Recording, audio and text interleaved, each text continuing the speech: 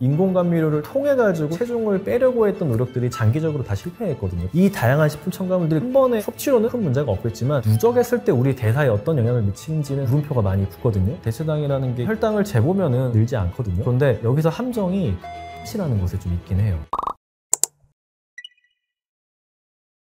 직관적으로 우리가 여름 하면 생각나는 냉면, 당연히 혈당 많이 올리죠. 특히 뭐 비빔냉면 같은 경우는 혈당 굉장히 많이 올립니다. 왜냐면 이게 매콤하잖아요. 그리고 달달해요. 그러니까 직관적으로 우리가 혈당에 많이 올리겠구나 생각할 수 있죠. 심지어 차가우니까 빨리 먹을 수도 있어요. 그래서 비빔냉면이 혈당을 꽤 많이 올리거든요. 그래서 저는 비냉보다는 좀 물냉 쪽이 조금 더 대사적으로 낫지 않을까 좀 생각을 하고 있고요. 실제 안에 성분을 봐도 그렇습니다. 당류 함량이 좀 낮아요. 그런데 이제 우리가 곁들이는 걸로 우리가 선택이 항상 두 가지가 있어요. 만두랑 수육이 있거든요. 근데 만두는 또 단백질 같잖아요. 근데 생각보다 탄수화물로 거의 대부분 구성이 돼 있어요. 만두가. 냉면에 만두를 드시게 되면 사실 탄수화물 드시는 거라 생각을 하시면 좋고요. 그래서 저는 냉면에 수육을 곁들여 드시고 시키면은 수육이 먼저 나와요, 대부분. 그래서 먼저 수육을 좀 드시고 이따가 냉면을 드시게 되면은 대사적으로 제일 낫지 않을까 그렇게 생각을 좀 합니다. 냉모밀도 많이 올리죠. 원래 메밀면이 메밀 100%면은 단백질 함량도 그나마 좀 높고 그런데 그냥 메밀로 하면은 굉장히 좀 너무 끊어지고 이래가지고 대부분 그냥 100% 메밀이 아니라 좀 적당히 섞어서 이렇게 만들다 보니까 혈당 굉장히 많이 올라요. 저도 이제 메밀면을 좋아해가지고 한 번씩 혈당기를 해보고 막 먹었던 적들이 있는데 굉장히 혈당을 많이 올립니다. 그래서 기본적으로 메밀면도 먹고 좀 덜어주시는 게 좋고요. 메밀면의 특징은 뭘 같이 좀 시켜 먹기가 좀 애매해요. 수육이나 이런 거랑 그렇게 곁들이지를 않는 음식이어가지고 먼저 계란 같은 걸 좀 드시거나 식후에 반드시 좀 걸어주시는 거 이게 좋고, 콩국수는요 그나마 제일 권할만 하긴 해요. 콩국수는 국물까지 하면은 단백질 함량이 거의 한 25-30g, 계란으로 치면 한 4개, 5개 정도 들어있는 거거든요. 근데 물론 콩국수도 이 면발을 뭘로 만들었냐에 따라서 혈당을 많이 올리기는 해요. 최대한 면은 메밀이라든지 콩면 같은 거 그렇게 하시는 식당이 좀 더 좋고요. 국물이나 이런 걸 좀 충분히 드신 다음에 콩국수를 좀 드시면은 보통 이제 이런 면류만 먹었을 때 이제 문제가 되는 탄수화물과 단백질의 어떤 그 밸런스가 그나마 잡아줄 수 있다 생각하시면 될 것 같아요.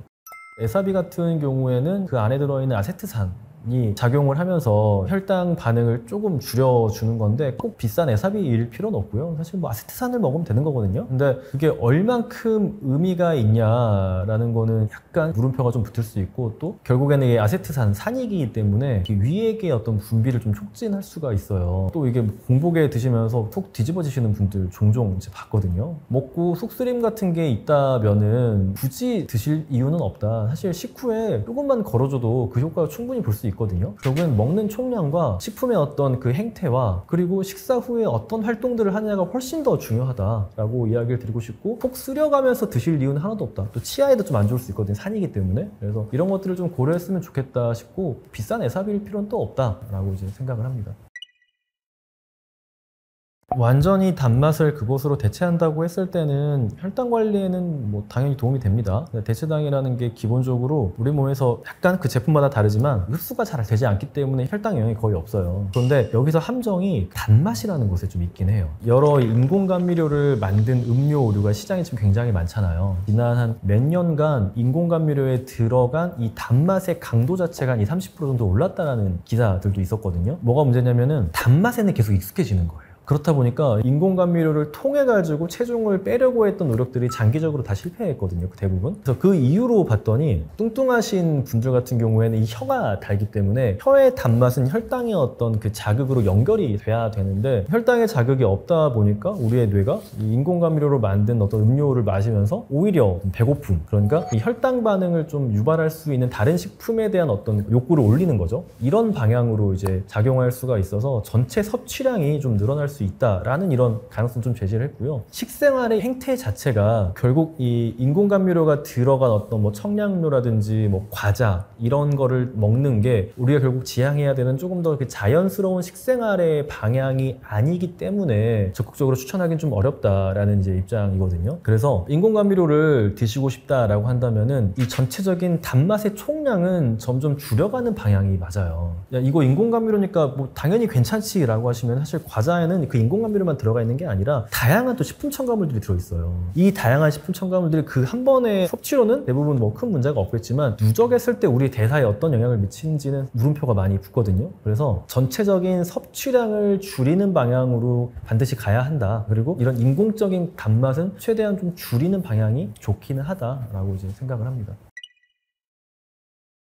설탕은 끊으면 더 좋습니다. 이미 우리나라 사람들은 굉장히 많은 설탕을 먹고 있고요. 제가 지난번에 요즘 아이들이 얼마나 설탕을 많이 먹나를 봤는데 일반적인 청소년들이 WHO에서 권장하고 있는 당류 섭취량이 거의 한 2배 가까이를 먹고 있어요. 너무나 많이 노출되어 있기 때문에 오히려 끊는 게 훨씬 대사적으로 좋습니다. 그러면 직접적으로 어떤 좋은 일들이 생기냐? 일단 설탕을 끊잖아요. 즉각적으로 당연히 혈당은 낮아지겠죠. 이 말은 뭐냐? 인슐린이 더 적게 나와요. 인슐린이 적게 나온다는 건요. 부종이 줄어든다는 거예요. 사람들이 짠 것만 붓기의 원인이라고 생각을 하시는데요. 이 인슐린이라는 호르몬은요. 우리 몸에서 저장 호르몬이기 때문에 수분도 좀 잡아놔요. 그냥 인슐린 맞잖아요. 멀쩡했던 분들도 약간 발등에 부종 같은 게 생길 수가 있어요. 그만큼 강력한 부종 호르몬이어서 이게 즉각적으로 낮아지기 때문에 부종이 좀 떨어지고요. 당연히 뭐 수면의 질도 좋아지겠죠. 그리고 인슐린이 과다하게 이제 나오는 게 없기 때문에 상대적 저혈당 같은 것도 적고요. 뭐 혈당의 변동폭도 줄어들면서 그날은 좀 마음이 차분하실 겁니다. 근데 그렇게 한 이틀 3일 정도 끊어 놓으시면은 수면의 개선과 이 혈당이 안정되면서 오는 어떤 효용감을 느끼실 수 있을 텐데 동시에 평소에 굉장히 설탕을 많이 드시던 분이라면은 갈망을 느끼기 시작할 거예요. 지금 떡볶이 먹으면 너 되게 맛있을 거야. 너 지금 케이크 먹으면 되게 맛있을 거야. 이런 충동이 굉장히 많이 올라올 겁니다. 그런데 한 일주일 정도 이제 끊기 시작했다. 그러면은 갈망이 조금 떨어지기 시작하면서요. 미각이 좀 돌아오기 시작해요. 이게 굉장히 중요한데 단맛이라는 건 기본적으로 굉장히 강한 맛이고 실제 시중에 파는 다양한 음식들은 정말 달거든요. 근데 우리가 왜 이게 이렇게 단지를 모르냐? 매일같이 먹기 때문에 우리 미각이 이 수용체를 좀 줄여가지고 좀 둔해졌기 때문이에요. 그래서 또 일상적인 식사를 하면 맛이 없다고 느껴지는 것도 있고요. 그래서 슴슴하게 좀 자연스러운 식단에서 단맛을 느끼기 시작하고요. 미각이 돌아오니까 다시 좀 즐거움이 생기기 시작해요. 그러면서 좀 갈망은 줄어들기 시작합니다. 그리고 한 일주일 정도 지나면서부터 이 장내 미생물 환경도 좀 달라지기 시작해요. 기본적으로 당분을 많이 먹게 되면은 장내 미생물들의 어떤 균형이 좀 깨져가지고요. 조금 더 대사적으로 해로운 유해균들이 좀 더 많아지고 좋은 유익균을 감소하는데 이런 변화도요. 한 일주일 정도 지나면은 조금씩 생기기 시작합니다. 그렇게 한 2주 정도 설탕을 끊어냈다. 앞서 말했던 수면의 질이 좋아지는 것도 이제 자리를 잡게 되고요. 대사적으로도 인슐린 저항성이 좀 개선되기 시작하실 거예요. 혈당 변동폭이 계속 있던 게 좀 줄어들고 스트레스 호르몬 레벨도 낮아지게 되고 체중도 자연스럽게 한 0.5에서 1kg 정도 빠지신 분들이 있을 거예요. 부종도 좀 빠지니까 체중도 감소가 되고 이 체중은 대부분 다 내장지방이나 체지방에서 빠지셨을 겁니다. 신체의 어떤 체성분이 좀 이제 변화하기 시작하는 거죠. 그렇게 해서 한 달 가까이 된다 그러면은 굉장히 많은 변화들이 누적이 될 거예요. 일단은 식사의 이유 자체가 좀 많이 달라져 있을 거예요. 반찬과 어떤 밥 이런 것들이 있어도 충분히 맛있다라고 느끼고 우리 항상성 식욕을 채우면서 식사를 하시는 것들이 익숙해지실 거예요. 그리고 체중도 한 1에서 한 2kg 정도 자연스럽게 빠지셨을 가능성이 높고요. 미각도 정말 좋아졌을 거고요. 그리고 인슐린 분비량이 줄어들고요. IGF-1 같은 어떤 그 호르몬들이 좀 감소하게 되면서 얼굴에 피지 분비량이 줄어들면서 여드름 같은 게 좀 없어진다거나 피부들이 개선되기 시작합니다. 우리의 뇌에서도 혈당이나 단맛에 대한 중독의 사이클에서 많이 벗어나서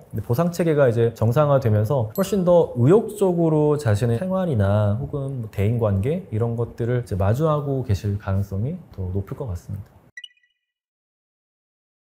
특히 여성분들 같은 경우에는 추천드리고 싶지 않아요. 아니면 자기가 뭐 회사를 좀 뛰어가시는 분들은 그래도 갈아 드셔도 될 것 같은데 과일은 기본적으로 지금 나와 있는 과일들은 굉장히 달아요. 옛날에 조상님들이 먹었던 과일보다 훨씬 더 달게 개량이 되어 있거든요. 근데 그거를 갈게 되면은 과당의 흡수를 굉장히 빠르게 할 수가 있어요. 과당이 어려운 게 간이 한번 대사를 해줘야 우리 몸이 쓸 수 있는 이제 에너지원으로 바뀌거든요. 그렇다 보니까 지방간을 만들기가 굉장히 좋아요. 근데 여성분들 같은 경우에는 이제 근육도 별로 없고 보통 우리가 아침에 앉아서 출근을 하고 가면 또 앉아 있잖아요. 그래서 올라가는 혈당을 사실 처리하기도 굉장히 어렵고 지방간까지 생기기가 좀 쉬워서 과일을 갈아 드시는 거는 물론 득도 있습니다. 안에 들어있는 다양한 생리활성 물질을 먹을 수 있다라는 득도 있지만 그 과당 때문에 좀 추천드리고 싶지 않고 갈아 드시고 싶다 그러면은 단맛이 안 나는 뭐 채소 야채에다가 아주 약간의 단맛을 위해서 키위라든지 혹은 당근이나 뭐 비트 같은 거 조금만 소량 넣어서 약간의 맛 밸런스를 좀 잡아주는 방향으로 하시는 게 훨씬 좋고요. 내가 항상 먹는 뭐 레시피가 있다 그러면은 한번 혈당계 같은 거 해가지고 과일 주스를 마셨을 때 혈당이 어떻게 되는지 한번 보시는 것도 좋습니다. 근데 근육량이 내가 많고 나는 뭐 충분히 아침에 활동량이 있다 그렇다면은 과일을 좀 갈아 드셔도 그 올라가는 혈당을 다 처리할 수 있기 때문에 괜찮죠.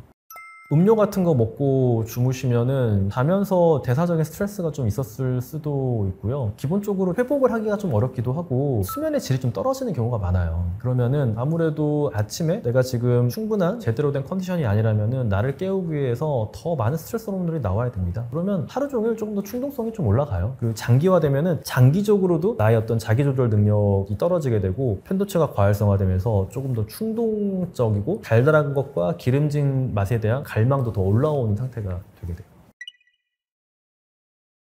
많은 경우에 해당되는 건 아닌데요. 생각보다 자연스러운 혈당 상태에서 찾아오는 배고픔은요 그렇게 강렬하진 않아요. 여러분들이 아침에 단백질 쉐이크에다가 올리브오일을 10cc 정도 넣고요. 식이섬유도 뭐 블루베리 한 움큼 정도, 견과류 같은 거 먹어도 좋습니다. 이렇게 드시면은 우리 몸에서 이 포만감 호르몬들이 좀 이제 나와요. 그러면은 생각보다 점심이 돼도요 분명 배는 고파요. 그런데 막 못 참게 배고프진 않아요. 그런데 아침에 여러분들이 음료수 한 잔 혹은 빵이랑 주스 같은 거를 드시고 출근을 한다 그러면은 정말 강렬한 허기가 찾아와요. 그게 왜 그러냐면은 혈당 같은 것들이 올랐다가 뚝 떨어지면서 스트레스 같은 것들이 발생을 하죠. 스트레스들이 쾌락적 식욕이라는 걸 굉장히 강하게 유발을 해요. 그래서 충동적으로 먹고 싶어하는 갑자기 막 떡볶이나 뭐 제육이나 뭔가 자극적이고 달콤하고 매콤한 것들 이런 것들에 대해 갈망을 올립니다. 근데 거기에다가 시간이 지나면서 이제 쌓이는 이 항상성 식욕 그러니까 두 가지 식욕이 같이 겹치게 되는 경우에는 누구나 다 참기 힘들어요. 그리고 특히 앞서 말했던 이 쾌락적 식욕이라는 건요 우리 몸에서 어떤 스트레스 호르몬까지 올라가게 되면은 기본적으로 인간의 뇌가 충동성이 올라가요. 그래서 내가 아무리 괜찮은 사람이어도 호르몬적으로 충동성이 올라오는 거는 참기 어렵거든요. 그래서 울컥하고 과자나 뭔가 주워 먹는 거예요. 충동성 때문에 어떤 그 계획이나 전략이나 조절의 영역이 아니라 정말 충동의 영역으로 가기 때문에 한번 나의 어떤 그 수면이 부족해서 스트레스 호르몬이 올라가거나 혹은 굉장히 혈당 자극을 너무 강하게 주는 좋지 않은 식품으로 섭취를 했을 때 혈당의 변동폭이 생기게 되면은 훨씬 더 우리가 다음에 찾아오는 식욕을 참기 힘든 이유가 좀 그런 거죠.